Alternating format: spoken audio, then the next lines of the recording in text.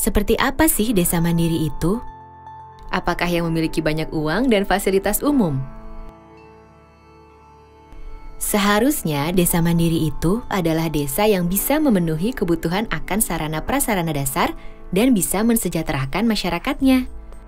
Misalnya masyarakat membutuhkan jalan dan jembatan desa yang bagus, atau saluran irigasi yang bisa diandalkan sepanjang tahun. Nah, itu semua nantinya bisa disediakan dan dikelola oleh desa sendiri loh. Desa harus dapat menjadi salah satu kunci kekuatan ekonomi Indonesia dan sumber kesejahteraan bagi warganya. Baik itu petani, perempuan, masyarakat adat, pemuda-pemudi, anak-anak, kelompok penyandang cacat, dan kelompok masyarakat terasing tanpa kecuali.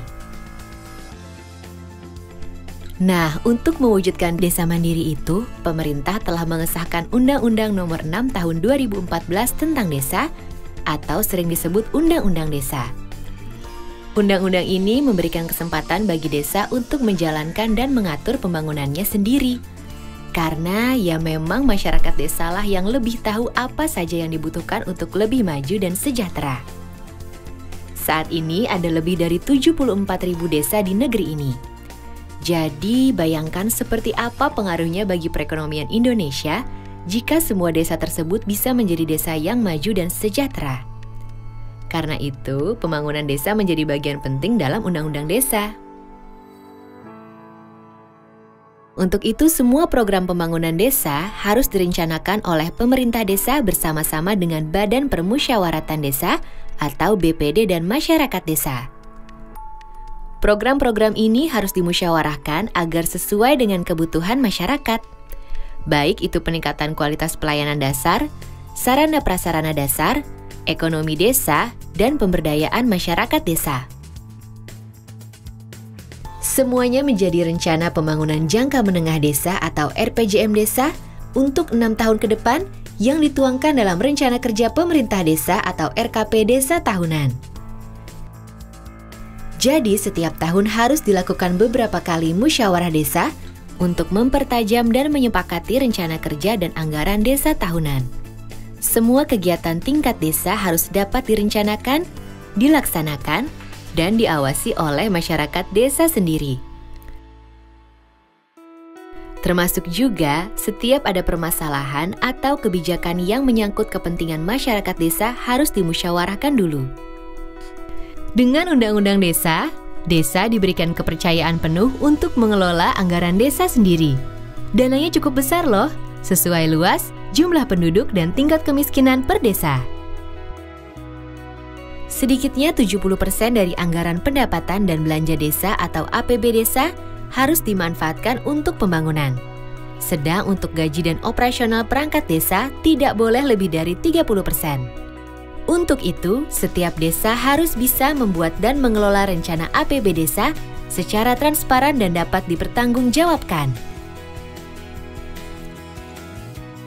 Pemerintah desa harus menjalankan sistem informasi desa, termasuk laporan keuangan desa, yang bisa dilihat dan dipantau oleh siapa saja.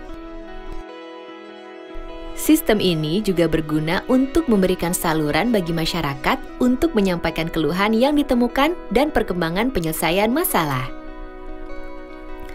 Selain itu, Undang-Undang Desa juga membuka kesempatan bagi masyarakat desa untuk mengelola sendiri seluruh aset yang ada di desa. Kemudian, untuk meningkatkan pendapatan desa, desa dapat mendirikan badan usaha milik desa atau disebut BUM desa. Melalui BUM desa, masyarakat desa dapat meningkatkan sendiri kehidupan perekonomian perdesaan dan memanfaatkan hasilnya untuk kesejahteraan bersama. Salah satu semangat utama yang dibawa oleh Undang-Undang Desa adalah gotong royong. Bukan hanya antara masyarakat yang berada di satu desa saja, tapi juga dengan masyarakat yang ada di desa-desa tetangga. Undang-Undang Desa mendorong agar kerjasama antar desa ditingkatkan untuk memaksimalkan kemampuan dan sumber daya yang ada agar menjadi lebih besar dan kuat. Misalnya, pengembangan usaha bersama, kerjasama di pengelolaan lingkungan dan sumber daya alam, kegiatan pemberdayaan masyarakat, sampai dengan pengembangan kawasan perdesaan yang menggabungkan kemampuan dan aset desa-desa untuk mencapai kesejahteraan bersama. Untuk itu, Badan Kerjasama Antar Desa atau BKAD dapat didirikan atau ditingkatkan peran dan lingkupnya. Di samping itu, Undang-Undang Desa juga menekankan pentingnya peran lembaga kemasyarakatan desa untuk membangkitkan partisipasi semua masyarakat desa. Lembaga kemasyarakatan desa berperan sebagai mitra pemerintah desa dalam mengelola semua kegiatan pembangunan dan pemberdayaan desa, serta penggunaan dana desa secara bersama-sama. Dalam pelaksanaan pembangunan, setiap desa akan didampingi oleh pendamping desa.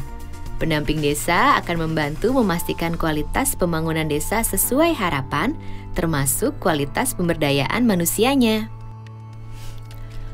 Jadi, Undang-Undang Desa hadir untuk menguatkan identitas dan jati diri desa, serta memberikan kesempatan seluas-luasnya bagi desa untuk mengatur dan mengelola pembangunannya sendiri untuk lebih maju dan sejahtera.